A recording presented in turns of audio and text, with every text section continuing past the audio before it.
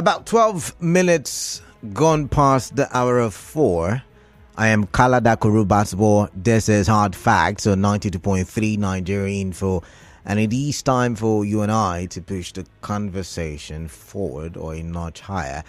And like I stated when I started the show the last hour, I mentioned that on Hard Facts today, we will be focusing on the different developments as to the political drama in Rivers State. And one of such developments has got to do with the 27 defectors yesterday at an event, insisting that they followed the dictates of the Constitution in their defection process.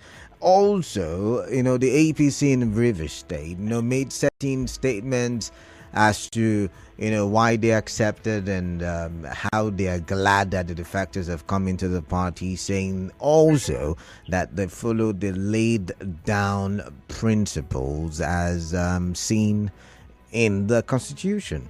Now, there's also the court order seen online where it is said that the 27 members of the Rivers State House of Assembly who defected to the APC from the PDP have seemingly obtained an injunction from the Federal High Court Abuja against declaring their seats vacant. My.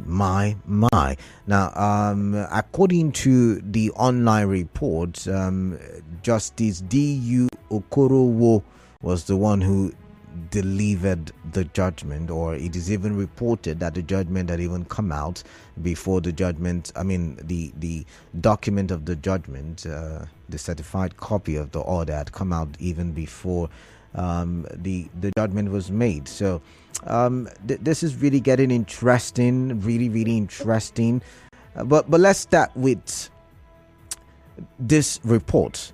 The APC Caretaker Committee Chairman in Rivers State, Nwokocha, says the 27 APC lawmakers will continue to carry out their legislative duties despite the destruction of the assembly complex by the Rivers State government. Mr. Nwokocha, who is also the Rivers State representative on the management board of NDDC, said this at a Thanksgiving event held by the party in Port Harcourt. He criticized the governor for embarking on the demolition of the assembly complex without setting up a committee to probe the fire incident.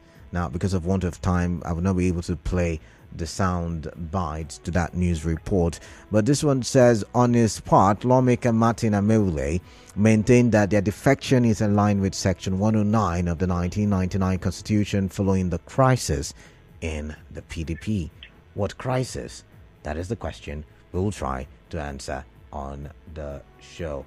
But before I introduce the guest, let's go to the sound bite and listen to what Martins had to say.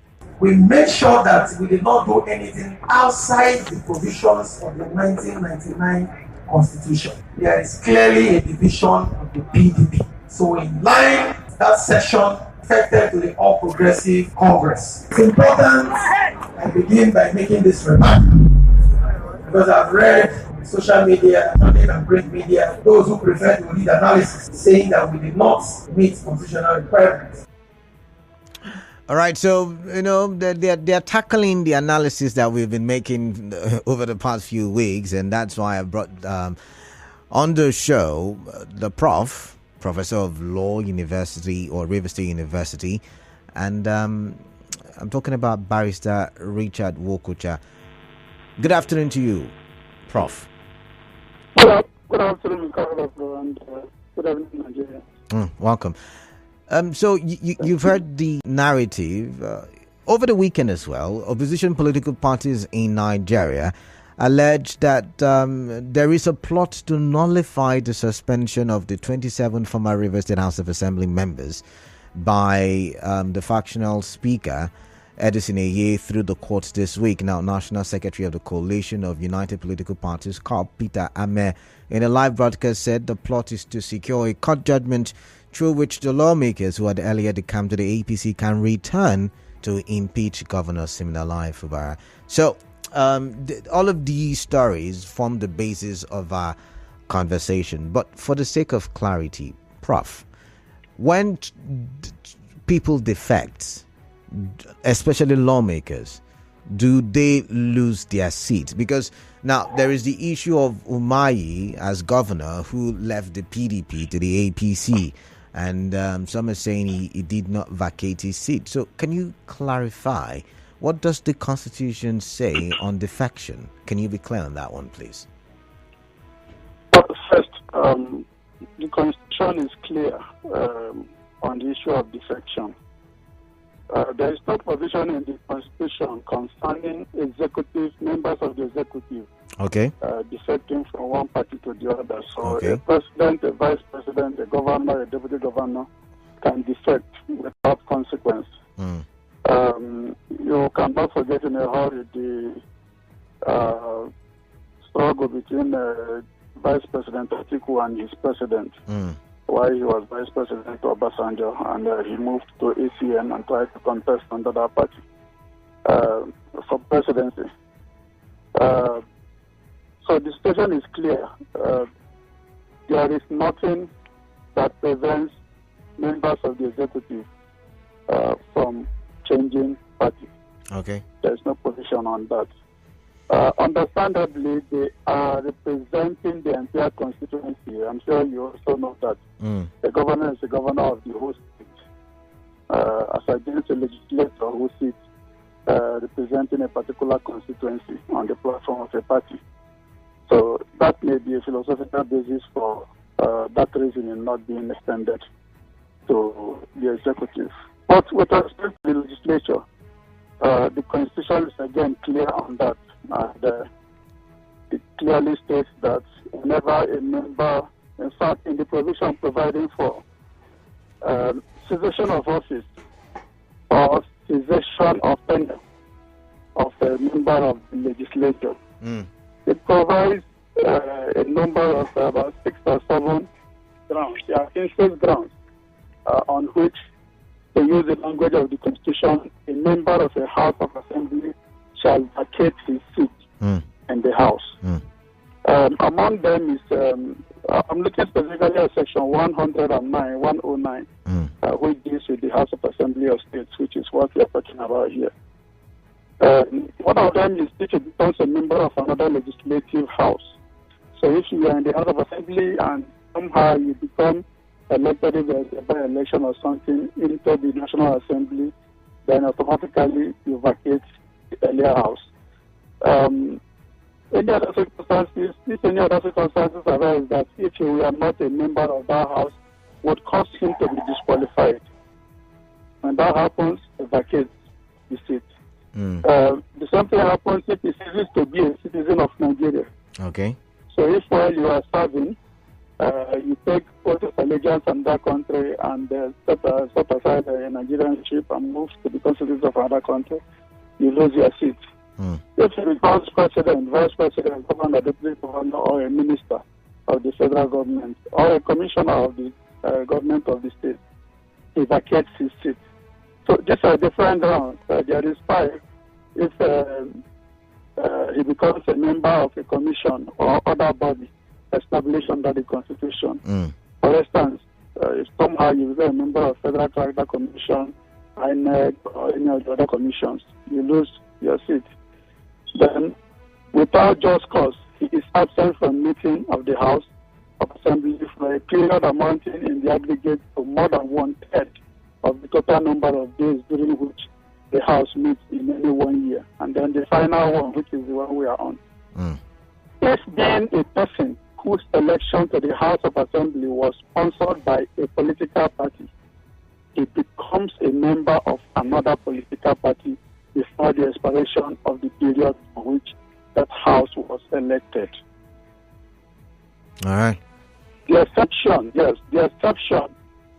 comes in a proviso that follows that section 1G, and it says, provided that his membership of the later political party is not as a result of a division in the political party of which he was previously a member, or of a merger of 2 or more political parties or factions, by one of which he was previously sponsored. So, in a nutshell, a member vacates his seat if, being a person elected on the ticket of a party, he becomes a member of another party. It's automatic.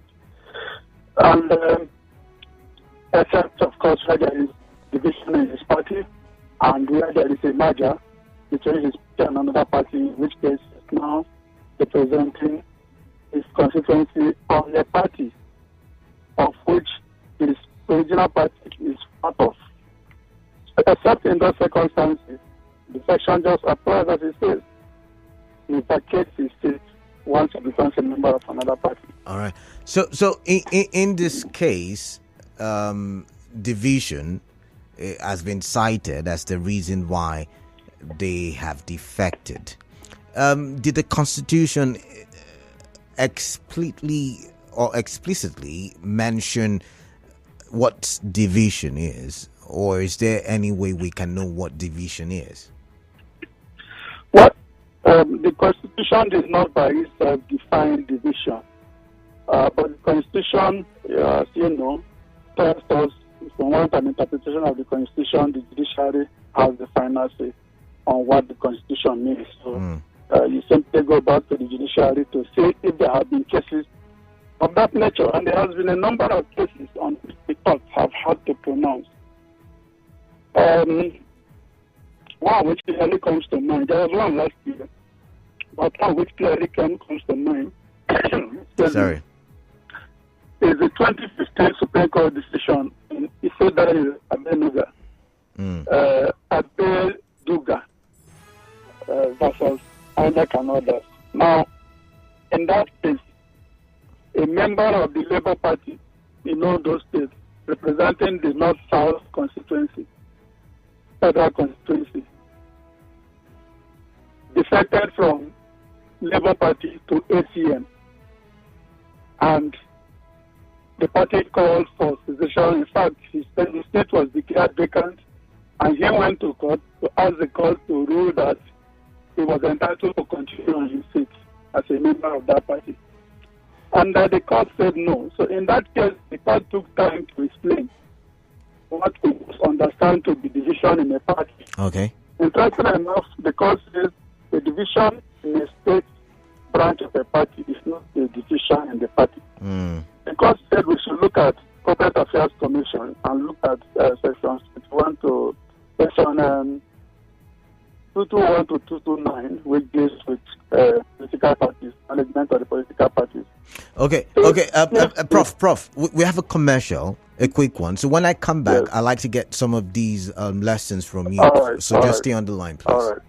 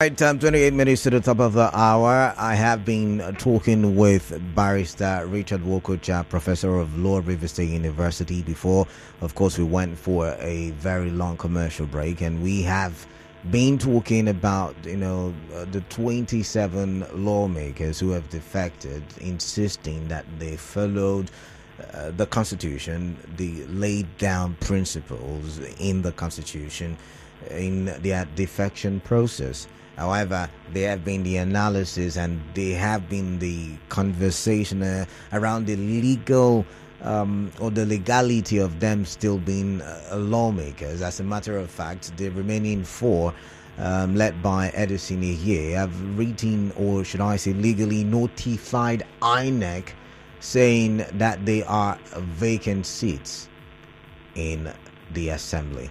All right, so welcome back, Prof. It's good to have you on the show. Welcome. Thank you. I was explaining the position of the Supreme Court in the case of Ifeanyi Adegunde. Yes, you were. Professor of the House of Assembly and others. I said the court said to consider a party to be divided in a manner to justify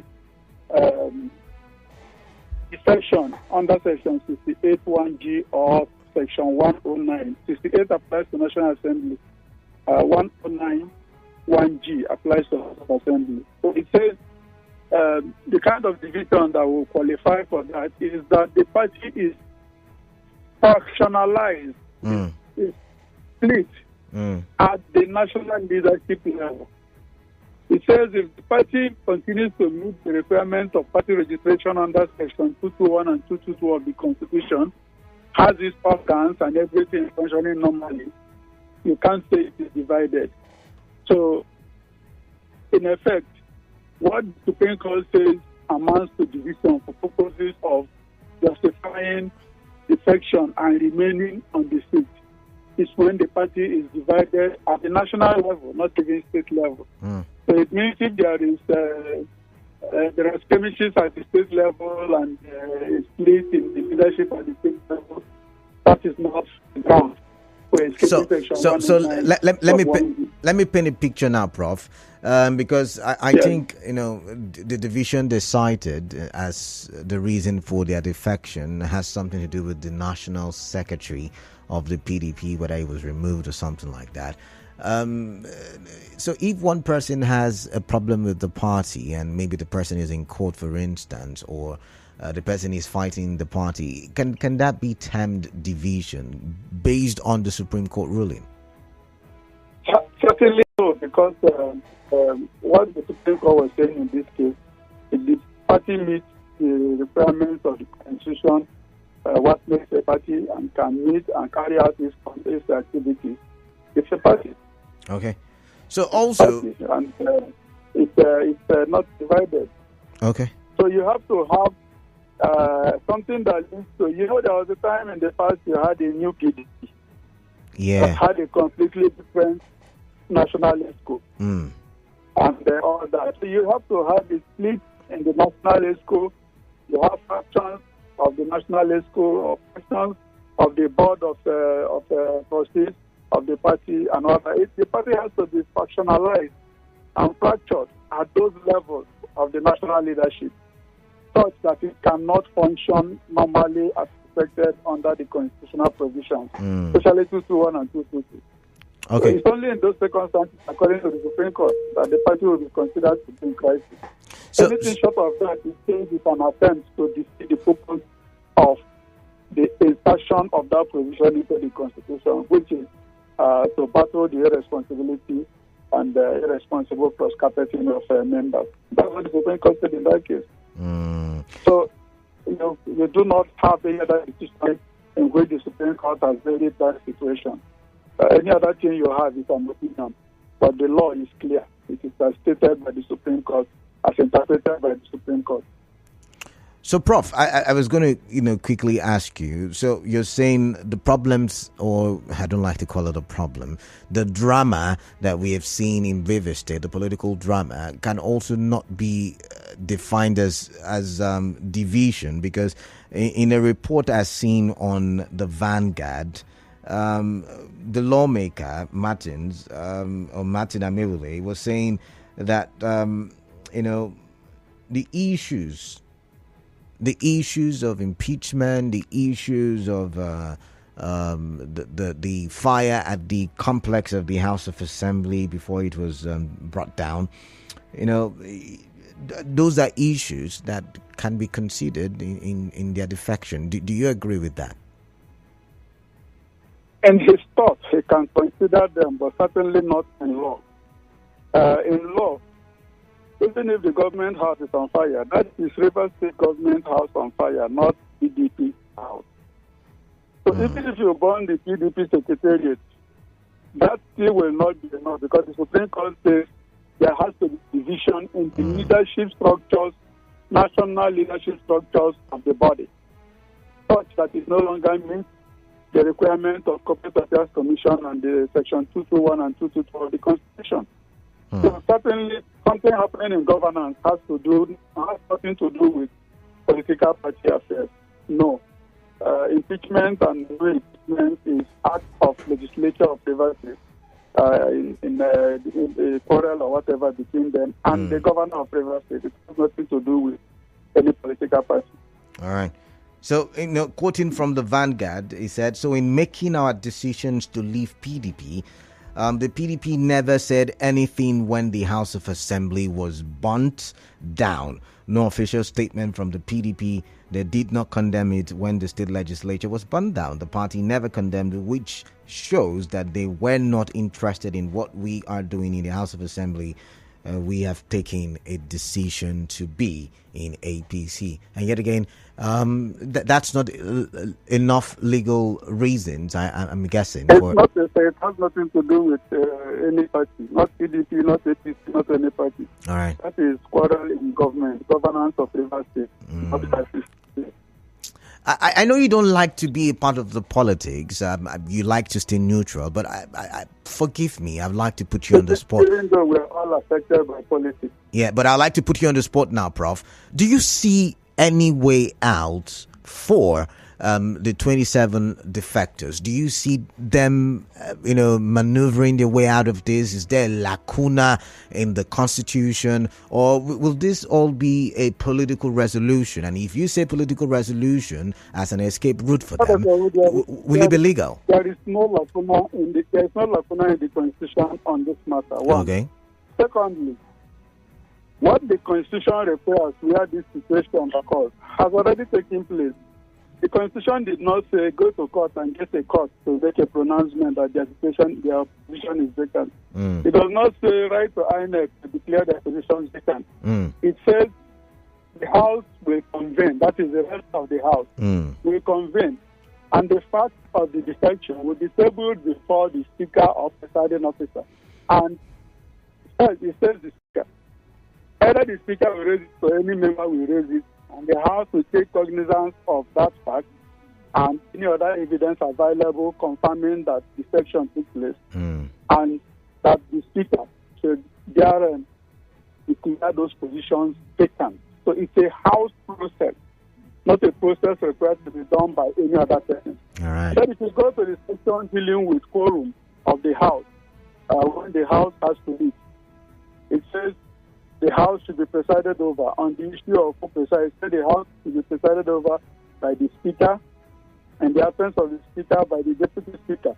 And it says where the Speaker and Deputy Speaker are not present, that any member elected by the members sitting should preside at the House.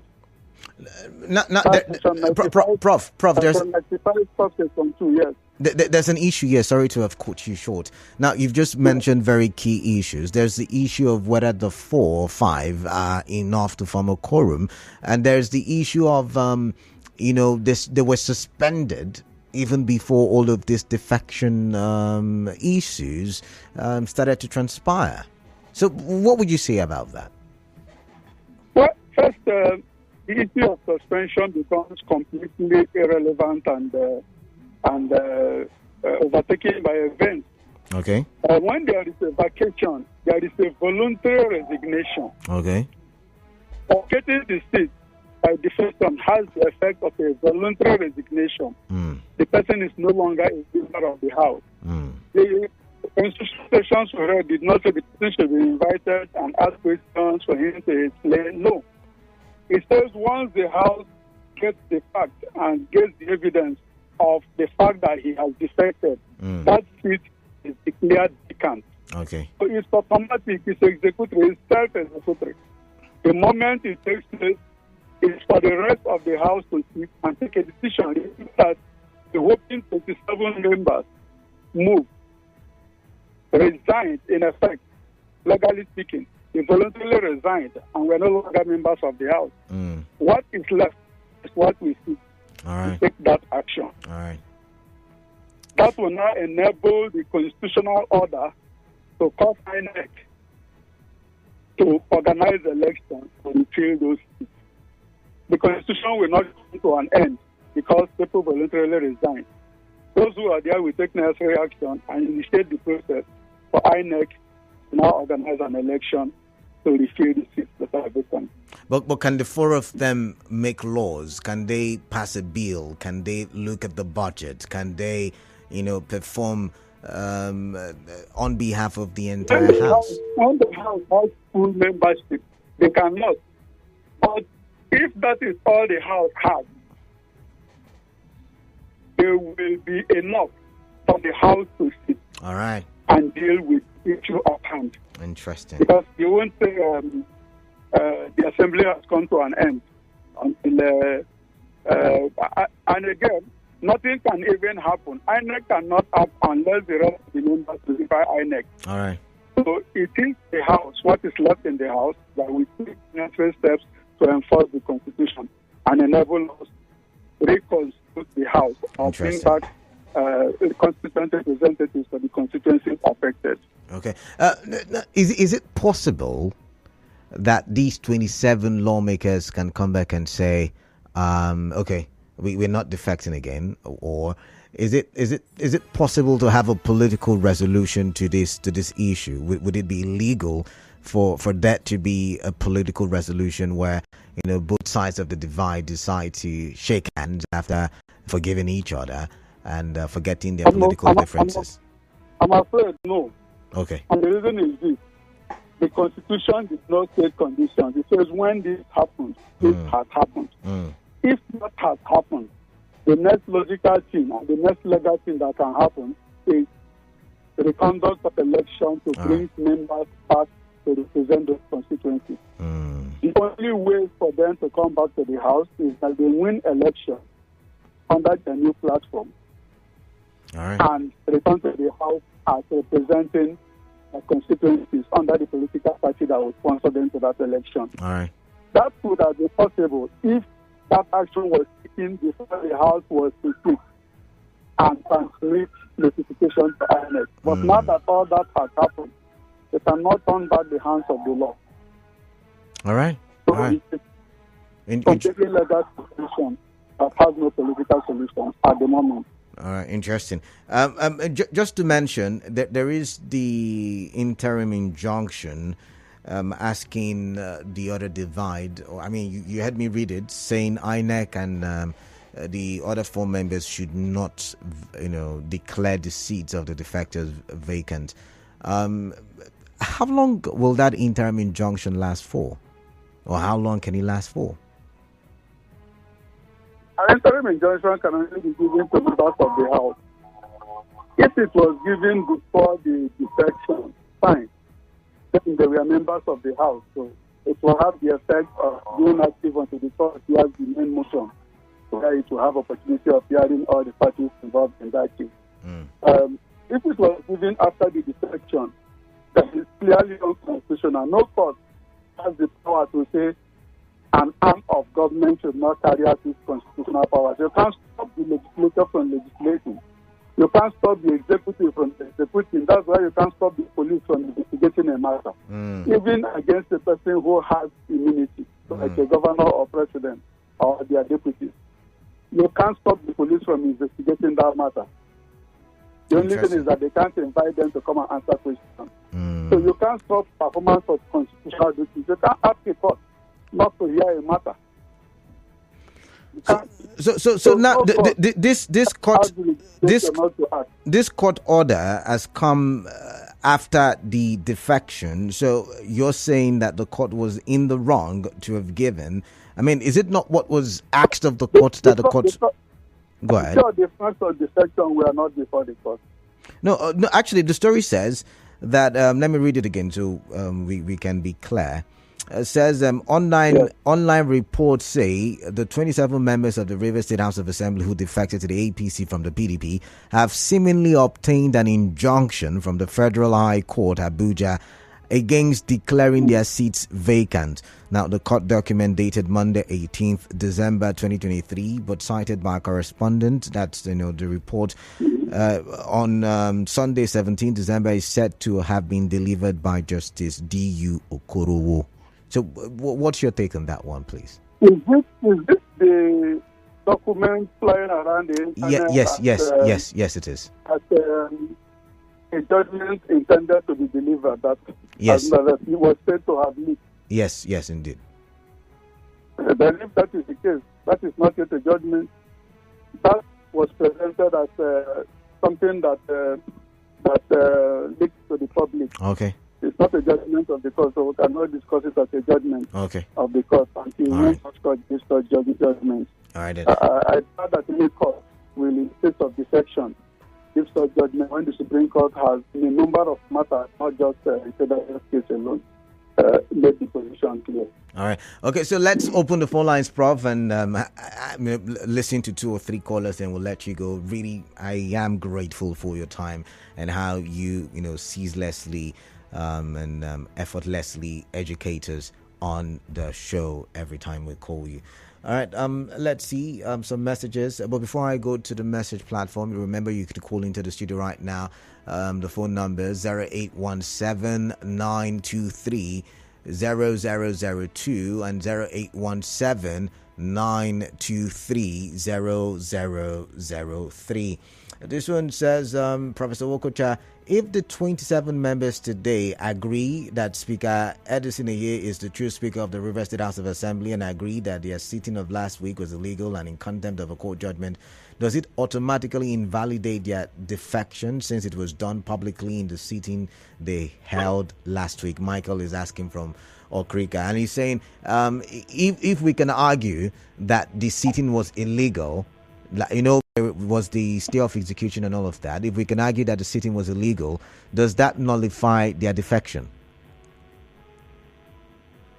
I think I answered that question already. That once it has taken place, the Constitution says the seat has been vacated, so you cannot reconstitute an already vacated position. I see. Except the constitutional means of contesting election and coming back after winning an election. Okay. So even if you say you acknowledge anybody's speakership and all that, it does not change the fact that the Constitution says you have vacated the seat.